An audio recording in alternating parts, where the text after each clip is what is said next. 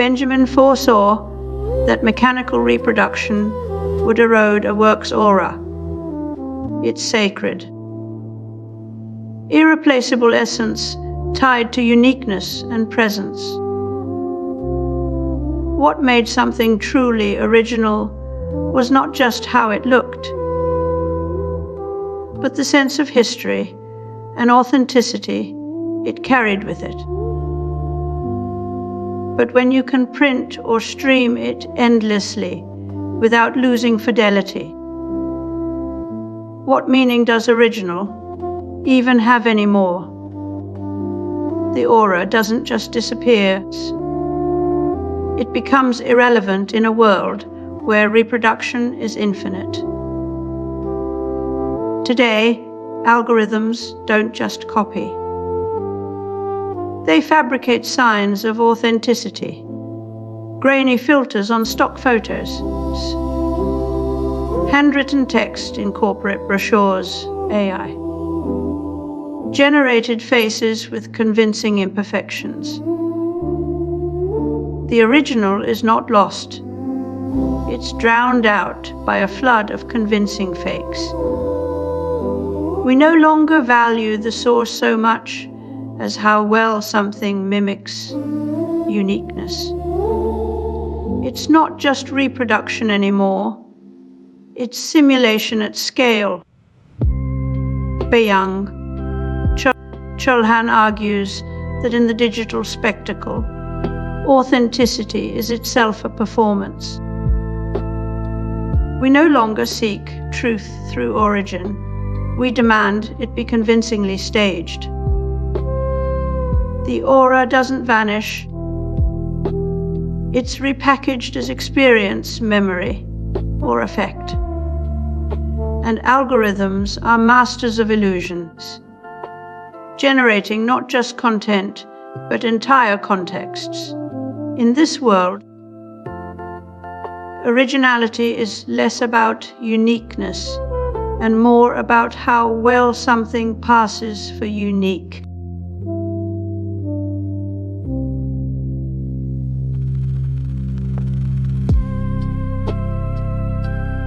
In a world where everything can be copied and amplified, what does it mean to be original? The myth of the unique source has cracked under its own weight. We no longer look for authenticity in origins. We look for signs that something was made by human hands, even if those hands are just algorithms pretending to be human. Instagram and TikTok aesthetics mimic analog media because the human mind still believes in the tactile evidence of films, paper or vinyl. We mistake grain for memory, scratches for history, and static for soul. It's not nostalgia we crave. It's proof that something has lived through imperfection. This is why we now use MEDI humanization patches in music software, simulated imperfect timing, breathy pauses, and uneven dynamics. Machines are too perfect for taste. So we program them to sound flawed, not because they need it, but because we do. Perfection is sterile. Imperfection is character.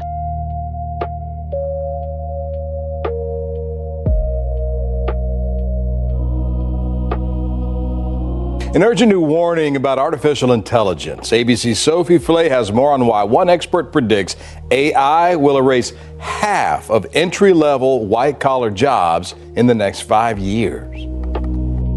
One of the biggest names in artificial intelligence is warning the technology is about to, quote, test who we are as a species. Dario Amodei, CEO of AI company Anthropic, warns the government and tech companies are underestimating the dangers of the bad actors using technology.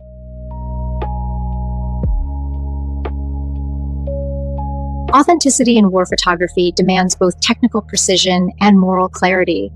The lens must reveal unvarnished truth without provocation, resisting the temptation to stage or sanitize. Roland Barthes once claimed that a photograph's power comes from its ability to preserve something that has already existed in time. What he called that has been. This isn't just about looking at an image, but trusting it as evidence of a moment that was real. When you see a photo of the Titanic at sea before 1912, there's a kind of quiet certainty. This happened. But what happens when algorithms can now fabricate not only convincing images, but entire moments that never existed? The magic of that, where every image is a simulation. The photograph used to be the last line of defense against fabrication. A single image could change history, Kodak moments with political weight. But now, deepfakes and AI art can convincingly replicate any style or scenes. We are no longer sure which images we should trust as records of reality. When a photo is algorithmically generated rather than captured, it doesn't just mimic the past. It claims to represent it. The line between what was and what could have been begins to collapse.